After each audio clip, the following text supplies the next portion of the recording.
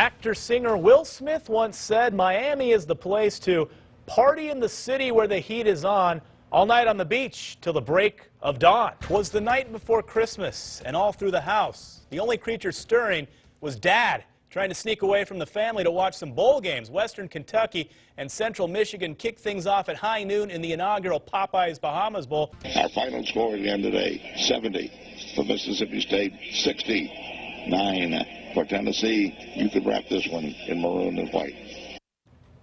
That was Jack Crystal's final call for Mississippi State, a win over Tennessee on February 26, 2011. Of course, news broke late last night that the 88-year-old former voice of the Bulldogs passed away. Dan Mullen only spent 2 seasons with Crystal, but today he reflected on his time with the legend. Welcome into the Sunday Night Sports Wrap. We begin tonight with news from Buffalo, New York. Chad Kelly, the former EMCC quarterback who signed with Ole Miss, was arrested early this morning. According to a police report, the 20-year-old Kelly punched bouncers after he refused to leave a downtown bar in Buffalo. And here with me now is Andy Lee to give us a first look at sports. What a day! What a day it was. All the attention focused on the state of Mississippi with 2 powerhouse matchups. Ole Miss, Alabama, Mississippi State, Texas A&M. Let's get to the highlights. If you're not familiar with Laura Davies, she can hit the ball a long, long way. Liz, very long. Going for the par 5 2nd and 2 with an iron. Almost gets there, but she'd chunk it into a greenside bunker. Davies out of the sand for eagle, splashes it up there and gets it to about 6 feet. A very nice effort. The Bulldogs by no means done in the opening quarter. Dak Prescott's 2-yard touchdown run makes it 21-0 MSU with 8.5 to go in the first quarter. WTVA's Andy Lee, he was there. He's got the recap from Tuscaloosa.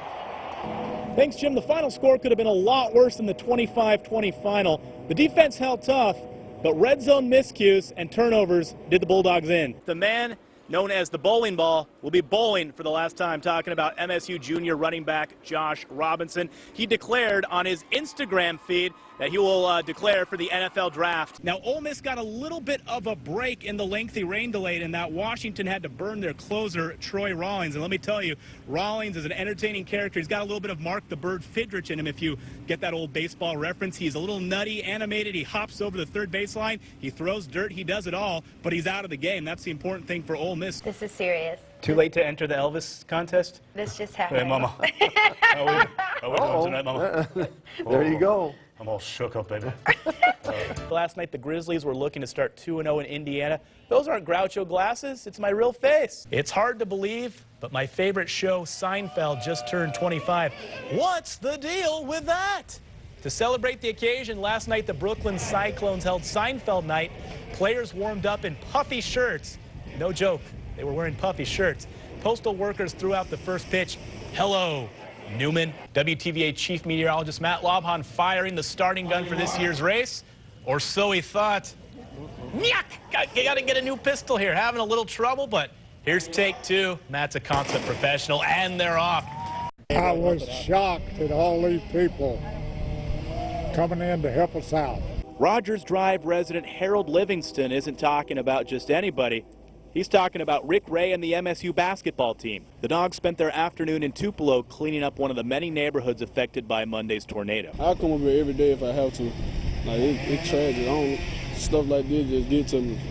You know, I can come over here every day and just help out. Sophomore guard Craig Sword was one of many who lent a helping hand today. Head coach Rick Ray says pictures can't do the destruction justice. Well, you always see the images on television, but you really don't understand the devastation until you actually see it in person. And just to see all these trees down and houses being destructed, cars being smashed, rooftop, it's really something that gives you pause and takes you aback. The road to recovery will be slow and painstaking, but the residents of the Rogers Drive neighborhood are appreciative to anyone who comes and lends a helping hand. Well, I just got a call that they were just going to be coming by the neighborhood, and I'm just very appreciative of Coach Ray and the team coming out. It's something they didn't, obviously they don't have to do. It means a lot to me to know that, you know, a lot of people care to come and help us out and get like all this cleaned up, because it's going to take a while. When you saw them pull up, and what were you thinking? I was thinking, oh my goodness, this just got a whole lot easier, because it just made me feel so good that people are coming and helping us in the time of need. Reporting from Tupelo, Andy Lee, WTVA Sports. The Ole Miss baseball team returned to Oxford with a hero's welcome. Fans packed Swayze Field to get one last glimpse of these Rebels, a group that Mike Bianco calls the best of all time. My personal feelings is, and certainly, we just finished, when you look at everything from an SEC Western Division championship, to hosting a regional here, then going on the road and beating the #1 team in the country in a super regional at their park, and then going to Omaha, and finishing in the Final Four of college baseball, winning 48 games, tied for most it's ever been done. To me, that's the best team that's ever put on an Ole Miss uniform. That's pretty high praise for a team picked to finish 6th in the SEC West. Obviously an unbelievable season. Couldn't have asked for a better way to end my Ole Miss career in Omaha. Just the group of guys that we had was really unbelievable. Like I just said a couple minutes ago, all of those guys are always going to be my brothers, and going to keep in contact with them and come back and see them in the fall. The coaching staff obviously did a great job with us.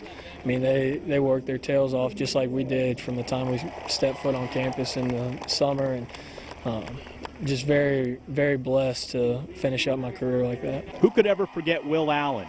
His flowing locks earned their own Twitter account. But how about the unsung heroes like Tupelo's John Gatlin? Slice the other way, base hit. The senior is a hero at Ole Miss. Walks it. It wasn't very pretty, but it won us the game, and it was very special hearing from so many people from back home, friends and family and old coaches and everybody. And I've tried to respond to everybody as best I could, but it made me feel really good, and it helps knowing that 5 years ago I was in high school and people are still keeping up with me, so that helped a lot.